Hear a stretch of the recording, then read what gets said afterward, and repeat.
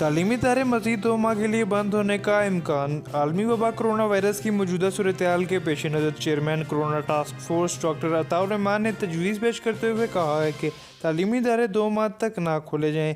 इन्होंने बताया कि पाकिस्तान में कोरोना वायरस में 109 जीनियाती तब्दीलियाँ आई हैं, ख़तरा बढ़ चुका है, अमवात में भी इजाफे का खदशा है। इसके अलावा वफाकी वज़ीर तालीम शफ़क़त महमूद ने तालीमी इदारों की बंदिश पर अहम बयान जारी करते हुए कहा है कि बतौर वफाकी वज़ीर तालीम मैं चाहता हूँ कि तालीमी इदारे खोल दिए जाएँ।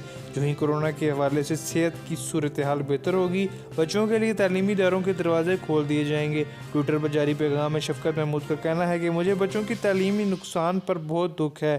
कोरोना के बाइस सबसे ज़्यादा तालीमी नुकसान प्राइमरी स्कूल के बच्चों का हुआ है। शफ़क़त महमूद ने कहा है कि कोरोना की सूरत हाल बेहतर होने पर बच्चों को तरजीह दी जाएगी और इन्हें तालीमी इदारों में बुलवा लिया जाएगा।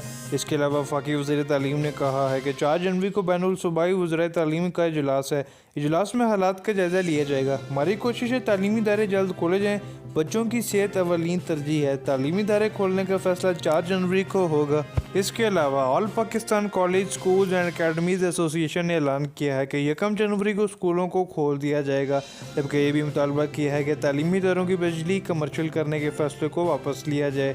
All Pakistan college and academies association के मरकज़ी अहदेदार ने प्रेस कॉन्फ्रेंस करते हुए 1 जनवरी से लाहौर समेत मुल्क भर के तालीमी इदारे खोलने का ऐलान कर दिया है।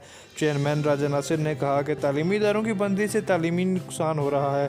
तमाम निजी कॉलेजों को कोरोना SOPs के तहत 1 जनवरी से खोल दिया जाएगा। एसोसिएशन ने हुकूमत से मुतालबा किया है कि तालीमी इदारों को बिजली कमर्शियल बुनियादों पर करने का फैसला वापस लिया जाए।